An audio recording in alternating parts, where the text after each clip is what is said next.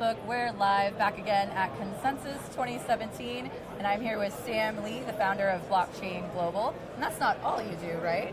Tell us a little bit more about what you do. Well, we focus primarily on education before innovation. Blockchain is a new technology that is very little understood by the general public. And that is why we have Mr. Bitcoin here, Bob Bitcoin. Also a very special guest with us here at the conference. Absolutely. We also have a female version, Mrs. Bitcoin, called Alice, and Alice and Bob are actually mined from the Melbourne Blockchain Centre, a 600 square metre space that is purpose-built and is the world's first knowledge hub around blockchain technology established in 2014. We focus on education before innovation because ultimately that's what's creating an ecosystem. So we've been asking everybody to explain this technology to us like we were in 5th grade. But you have actually taken it a little step further and written a book that explains this technology to an 8-year-old, right? Please show us the book, tell us a little bit more about that. Sure. So this book is Crypto Poetry for Jess. My daughter, who's turning 8 next month, is it's dedicated to her and her little sister, Melinda and Marita.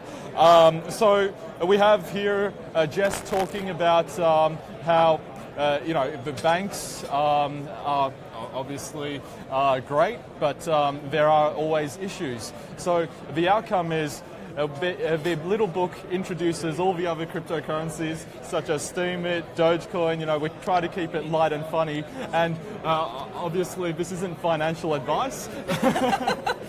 So, pro tip, do not take financial advice from a children's book. Yes. But do glean some of the bigger lessons from that. So what can you tell us a little bit about, for people who want to get introduced to this technology, how to get involved? What do you usually tell them besides handing them the book?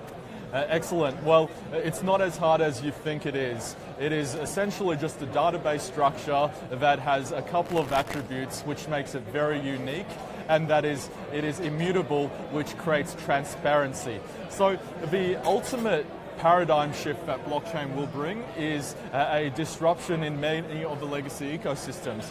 But we see education being a key driver, and that is why our goal is to establish a blockchain center in every major city there possible. So if you are looking to help us in that process, go to blockchain center. We've spelt with a R-E at the end. Yes. Because, Australia. All of our Australia fans, please give us a like. Yes, that's right. Say hello. That's right. Blockchain Center, spelt with an re.com.au. And just drop us a note. We'd really like to see how we could collaborate, as we have great relationship with our corporate sponsor IBM and obviously our company Blockchain Global that I'm the CEO of to promote, fund and launch these initiatives. So you guys are here all the way from Melbourne, Australia, yes, to little New York City for this conference that I would not call little because it's huge. There are so many people, vendors, amazing speakers just like yourself, attendees. And so how did you come here from Australia? What drove you to come all the way across to New York? Well, ultimately, it's the great outcome we've achieved with our associations we work with to enable the Australian government on a number of levels to really back and promote and listen to the distributed technology / blockchain ecosystem as a whole. We strongly, firmly believe that this technology can make whichever city or country that puts the right frameworks in place to become the next Silicon Valley. And that is why we work tirelessly with regulators to enable a friendly, do-no-harm blockchain ecosystem in Australia driven by knowledge hubs such as blockchain centers. So that transitions nicely into what blockchain actually, your foundation actually does, your company. So tell us a little bit about how you got started, because it's not, where you ended up is not necessarily where you started, right? Absolutely. So I got involved in Bitcoin when it was only $2. the opportunity of... That's pretty incredible. That's pretty lucky. Because I didn't even know what Bitcoin was. It was just lunch money from one of my developers. He forgot his wallet. Now we have to say, Now you have to explain how you got involved without knowing. Yeah, well, he forgot his lunch money, and I paid, and he then gave me some digits on a screen, and I simply forgot about it until 2012 when it's gone up to over $20. Did you get like an email or an alert like, hey, by the way... You know who you are. You were my alert. And I'm not naming names because I know you want to stay anonymous. Anyways, that perked my interest. We got involved in Bitcoin initially through arbitrage. And back then, the markets were relatively illiquid in 2013. We raised some capital and then essentially made spreads through the multiple exchanges. And we continue that to this day. In addition to that, because arbitrage is only one of the aspects, we also, in 2014, started our mining facilities in China that specializes in blockchain auditing services. Beyond that, we also enabled a number of opportunities in the blockchain center by, in 2015-16, creating an accelerator program that we've invested in over a dozen startups across Australia, US, and in China as well. That's pretty incredible. What have you noticed has changed over the years? Because 5 years ago in this industry is still pretty much on we're still in the early stages, so that's like prenatal almost. So what have you noticed has really changed in the last 5 years, and what are you excited about for the next 5? Well, I just believe that consensus, which is organized by CoinDesk and NESDEQ is an integral part of, is taking this industry to the next level. Because this is one of the leading blockchain conferences in the world, and in partnership with Austrade and the Australian government, we are lucky enough to be a part of a delegation to to New York, from Australia, of course, where we've got sponsored over 38 individuals from a number of companies across Australian blockchain ecosystem to be a part of Consensus 2017. And that's what brings us here, because it's good to see the government backing us and backing the ecosystem and believing in the future.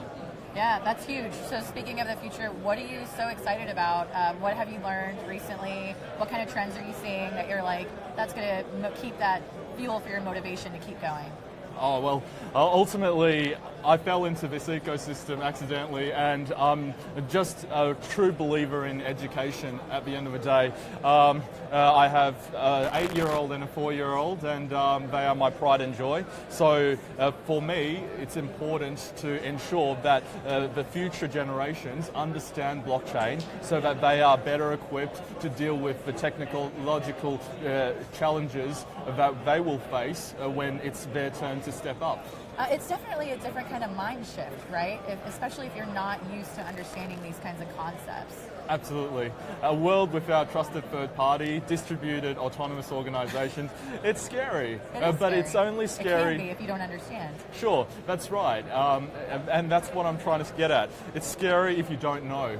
And from my point of view, to the uneducated, Bitcoin is just magic internet money. We see a lot more in the underlying technology that will accelerate the growth of this economy and increase the transparency and obviously root out corruption. So we're really excited about where this industry can take us, but the future is unknown, and it feels like I'm a part of this one big experiment called life. Yes. So if I am in my 20s right now, which I'm not, but if I was, and I wanted to get involved in Bitcoin and understand it a little bit better, what's your advice to people out there who are just maybe getting their first job out of college, or maybe just getting that first bonus check, and they're like, what do I do with this? Should I jump in, or what advice would you give them? Sure. Okay. Well, I'm not here to offer financial advice, yes, and therefore, disclaimer: invest what you could only lose, what you could afford to lose.